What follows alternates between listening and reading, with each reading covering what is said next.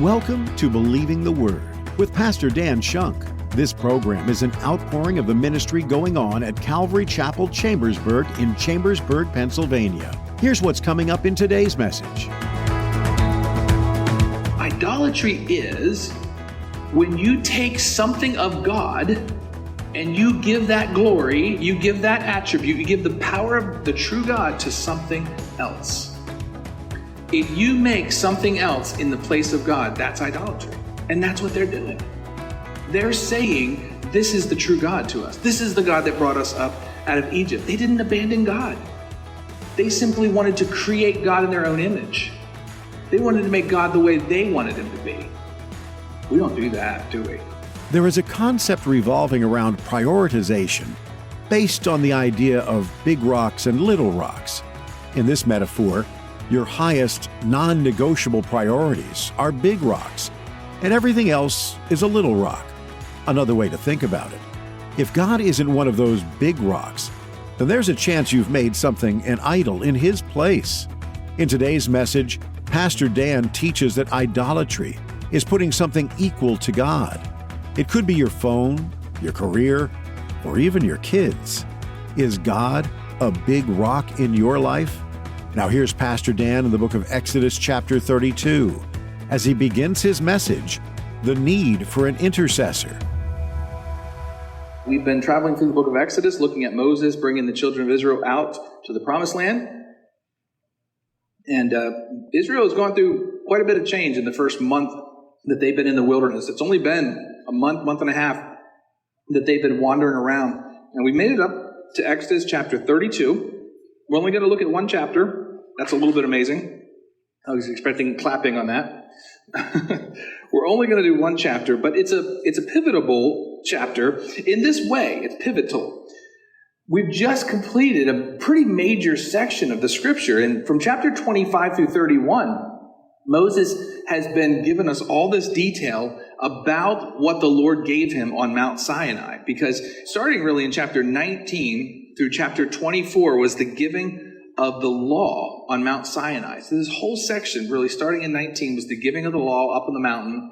And then chapter 25 through chapter 31, all 7 of those chapters, was the design and the giving of the tabernacle and its layout. So those two main features that Moses got while up on the mountain for the 40 days. So, how long have we spent from chapter 19 through 31 to receive those two messages?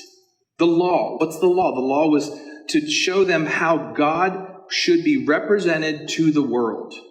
If you follow the law perfectly, you will be representing me properly to the world.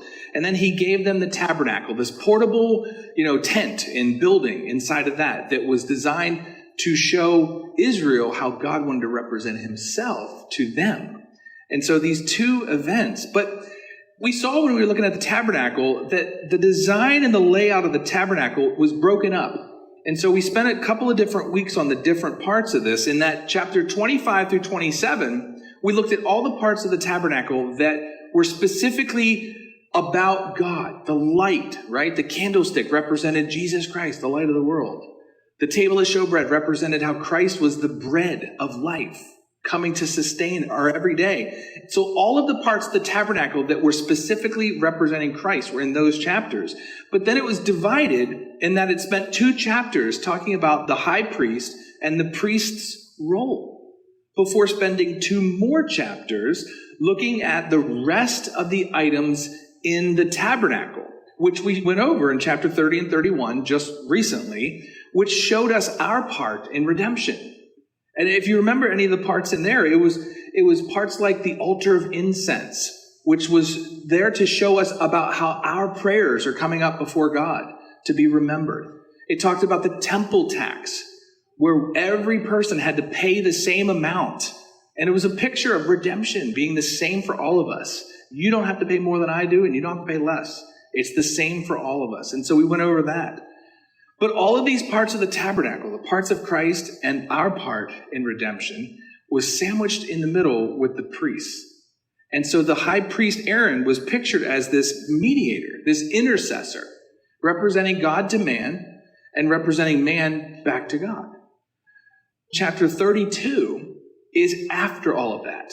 Moses has been on the mountain for 40 days. He's received the law. He's received the tabernacle, and he's coming back down to the people.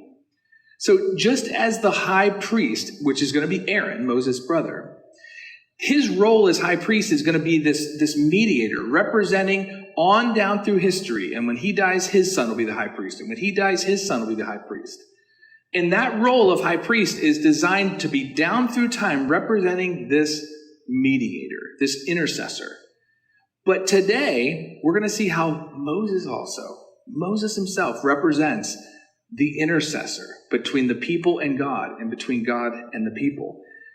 So just as Aaron, as the high priest, is going to be this perfect intercessor for the whole life of Israel and his son after him, in the establishing of the law, in the establishing of the covenant with Israel, in all of the establishing that they're doing right now, beginning the nation, Moses himself is actually represented in this chapter 32, as the intercessor, the one. In fact, the whole time, even later on, we're going to see how God starts telling Moses, this is your people, and they're really being rebellious, and I'm just going to wipe them out and start over with you.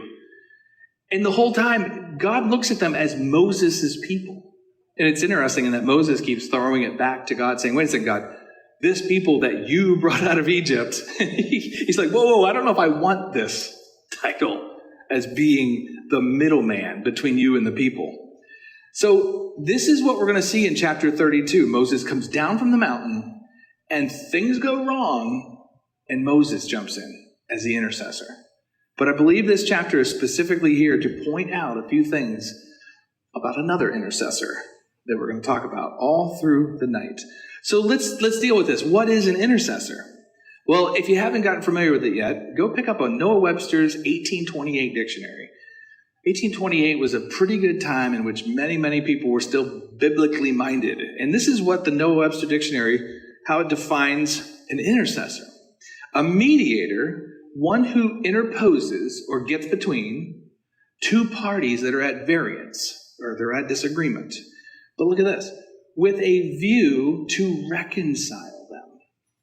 So this is the point, this is the purpose of a mediator, of an intercessor, is to be one that brings two parties together with the goal of bringing them back into unity.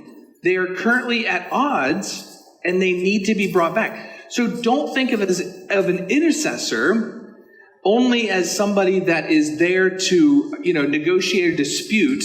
And then when they're done, both parties are a little bit upset because they didn't really get what they wanted.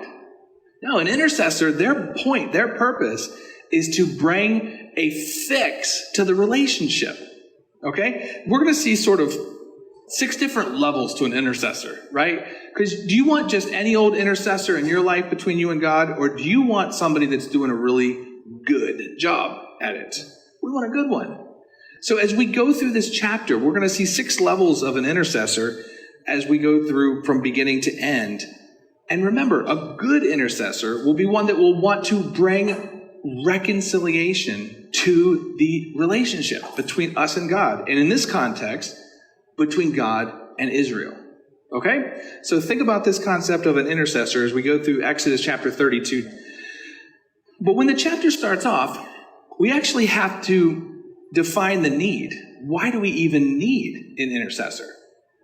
Well, you don't have to go too far to find it, because the first few verses of this chapter lay out all of Israel's problems right here in one chapter, in one little section. It shows us, in a summation, all of their problems in one nice little package. So let's just start it off in Exodus 32, verse 1, and start from there.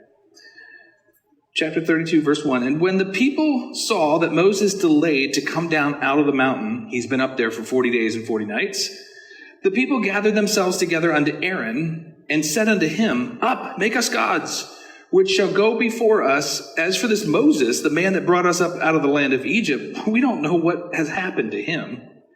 In verse 2, Aaron said unto them, okay, then do this. Break off the golden earrings which are in the ears of your wives and of your sons and of your daughters, and bring them to me. And all the people broke off the golden earrings which were in their ears and brought them to Aaron. And he received them at his hand and fashioned it with a graving tool. Remember that for later. He fashioned it with a graving tool after he had made it a molten calf, or cow, right? And they said, "These be thy gods, O Israel, which brought thee up out of the land of Egypt." And when Aaron saw it, he built an altar before it. And Aaron made proclamation and said, "Tomorrow is a feast to" who? To the Lord, right? One more verse, verse 6. "And they rose up early in the morning and offered burnt offerings and brought peace offerings. And the people sat down to eat and to drink, and they rose up to play." And that literally is a sexual connotation, to play, okay? So you can understand the idea behind this type of party that they're having. So here's the problem. A couple of different indications about making this calf. A couple of things. Notice that it said at the end of verse 4, "O Israel, these be thy gods, O Israel, which brought you up out of the land of Egypt." And then again at the end of verse 5, "Tomorrow we will have a feast unto the Lord." So they're making this image, which is a calf. Probably they chose a calf because this was one of the leading gods of Egypt, coming out of Egypt. So they would have understood that imagery from Egypt. But isn't it interesting that people have a tendency to need an image, to need something in front of them? I know some people that are bothered by, like, they wouldn't even be able to worship without, a band or an orchestra or a chorus up front. If there's just nobody up there, and there's only music, they would struggle to worship because they need a focal point. And many people are the same way when it comes to their relationship with God in general. They feel like they have a need to have an image to look at. Now, what could be the problem with that? What could be the problem with that?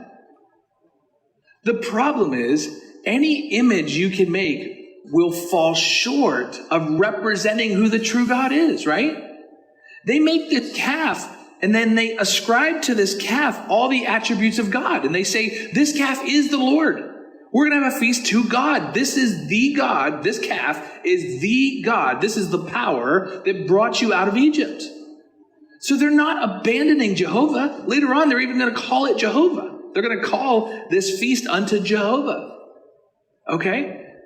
So they're not abandoning Jehovah so much as they're changing the definition of who he is.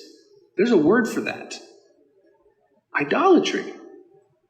I mean, I think so many times in America, we think of idolatry as, oh, somebody had a little Buddha statue, or somebody has, some, image of something they made and they think it's something else. No. Idolatry is when you take something of God and you give that glory, you give that attribute, you give the power of the true God to something else. If you make something else in the place of God, that's idolatry. And that's what they're doing. They're saying, this is the true God to us. This is the God that brought us up out of Egypt. They didn't abandon God. They simply wanted to create God in their own image. They wanted to make God the way they wanted him to be. We don't do that, do we? I remember Ray Comfort, he does street witnessing all the time. I remember one interview where he interviewed a Jewish guy. And this Jewish guy was telling the Jewish guy, heaven or hell, where do you think you're going? And the Jewish guy's like, no, I don't think there is a hell. And Ray Comfort's like, oh, you don't? The Bible declares there's a heaven, there's a hell. He's going through that a little bit. And then the Jewish guy says, you know what? I believe in a God that's a little more sympathetic than that. And Ray Comfort just says, you know what you just did right there? You just created God in your own image. That's called idolatry. And he's right. Anytime we take something about God and say, no, I think it's actually more like this, we've just changed God to suit our own needs. And that's exactly what they're doing. We need to be wary of that in our own hearts, because I think so often people think of turning to idolatry as totally abandoning God and doing something totally different. Where I would say we're all tempted to be idolaters from time to time. We're all tempted to change something about God. Say, well, I don't really think God's like this. I really think he's like this. I don't really think God would throw everybody in hell that doesn't believe in Jesus. I think he's like this. It's idolatry. And this is the heart of what their problem is. That is idolatry.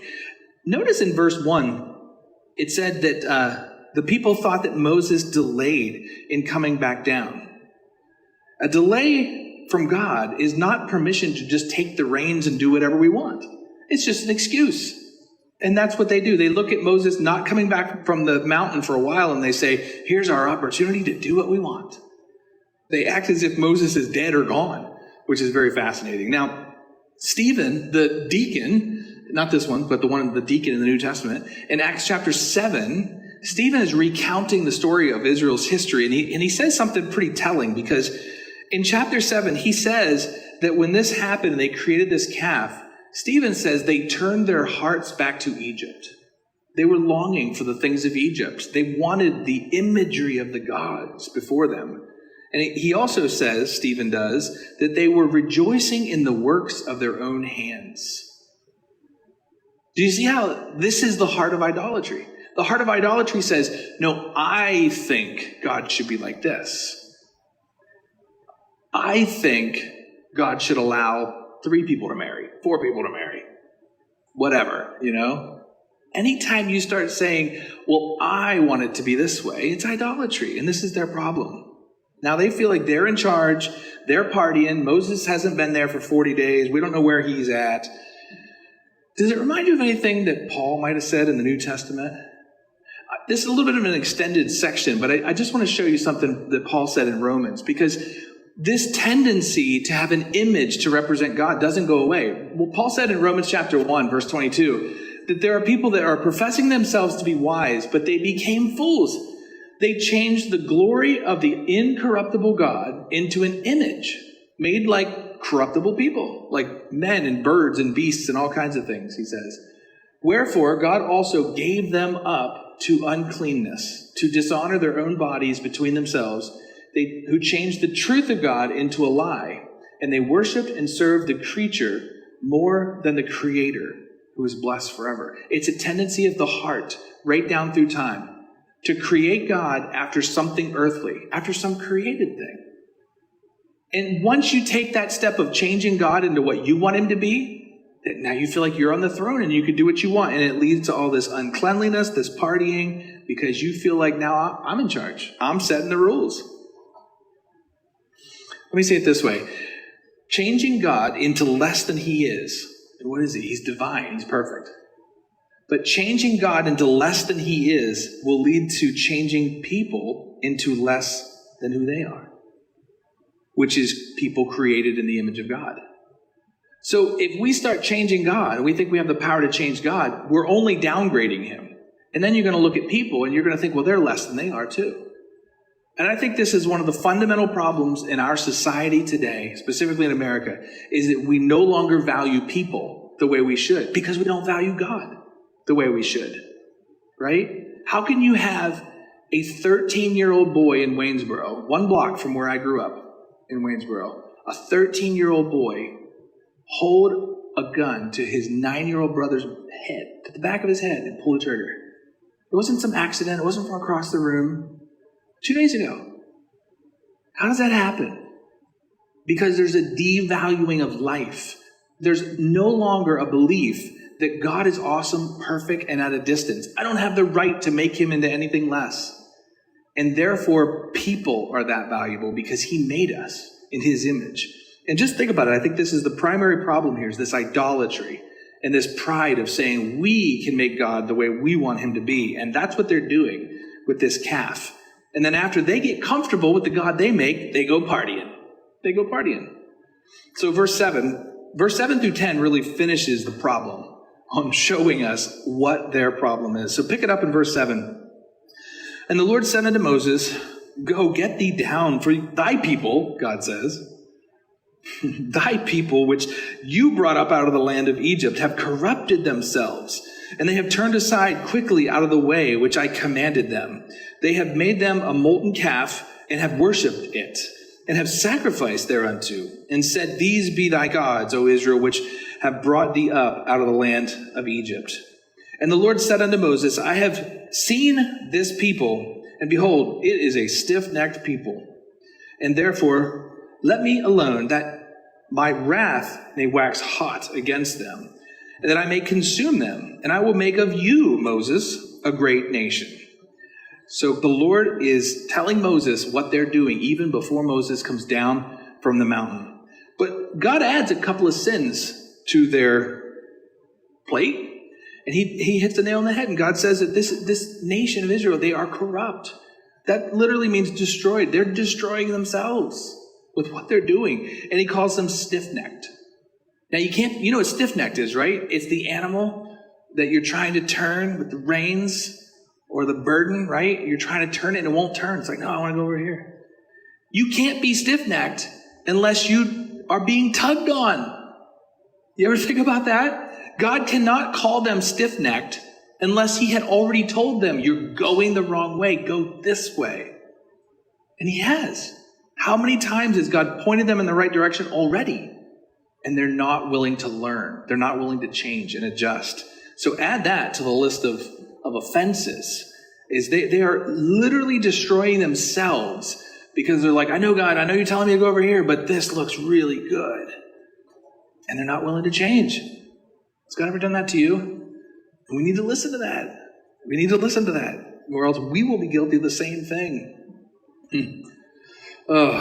Verse 10. Look at verse 10 again real quick before we move on. Because God says in verse 10 that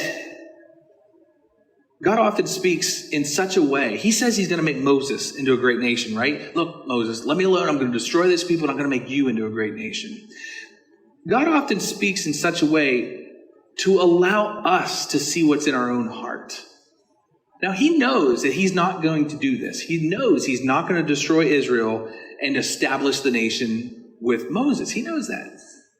But he often says things to prompt the human to think about it, right? Like, hey, Cain, where's your brother? Do you think God didn't know the answer to that question? Of course he did. Of course he did, right? Should anything be hid from Abraham? No, I guess I'll tell Abraham, I'm going to go to Sodom and I'm going to destroy it. Why did he tell Abraham that? You remember the whole chapter after that then? Abraham's like, wait a second, Lot's over there. What if there's 50 righteous people there? You'll save it, right? You won't destroy it, right? Yeah, I'll save it. And so they get into that whole conversation then because the Lord revealed his plan to Abraham. Because he wanted to get into that conversation with Abraham. He wanted Abraham to have that opportunity to be an intercessor, to be the one to stand up and say, wait a second, I'm trying to find a way to save Lot, my family. So God will often ask questions, not because he has the intention of doing what he brings up, but because he wants to know if our heart will intercede and plead and try to make a change. And that's exactly what he's doing with Moses right here. He's begging Moses, hey, Moses, you want to intercede for them? Moses, I'm giving you an opportunity here. And God will do the same thing for us. God will put somebody in your life that needs the Lord. And you're the one to tell them. So God will literally give us opportunities to be the one to shine. And that's what he's doing for Moses right now. Moses, I'm going to wipe them out and I'm going to start with you. What do you think? Does that hit your pride, Moses? And it didn't. But instead, Moses was thinking of them more than himself. So here it is. I mean, there's their problems. Why do they need an intercessor? Why do they need to be made right? Look at all this. They ascribe God's goodness to others. We don't do that, do we? They were drawn into lusts after physical pleasures. We don't have that problem either. Do you sense that my tongue is over here to my cheek? I don't know if you could tell. We're drawn into earning our own good standing like they were, right? We don't do that. And they were corrupt and stiff-necked, not willing to turn. I've never done that. Right? It's the same picture as us. You've been listening to Believing the Word with Pastor Dan Shunk. Today we've been in the book of Exodus, and so many fascinating and also strange things are happening in this book of the Bible. There were so many plagues that were inflicted on the Egyptian people, land, and animals. Did these things get their attention? Certainly.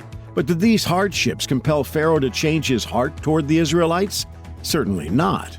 In fact, his heart became harder and harder as time went on. Don't let this be the case for you. If God's getting your attention in some way through circumstances affecting you, resist that urge to harden your heart toward God. Try to see what He's doing in your life or the lives of others, and be willing to see past the current struggles and notice that God just wants your softened heart to rely on Him through it. If today's teaching is prompting you to listen to more messages in this series, we invite you to check them out at cchambersburg.org. Under the Media tab, you'll find an archive of our messages, or you can easily download our app to stay connected from anywhere. If you'd like to join us in person this weekend, you can do that by coming to our new expanded location at 5121 Coffee Avenue in Chambersburg, Pennsylvania. Service times and directions can be found on our website, cchambersburg.org. Thanks for being with us today. There's sure to be more good insights like what was shared today next time. Put a marker in Exodus and join us then. This has been Believing the Word with Pastor Dan Shunk.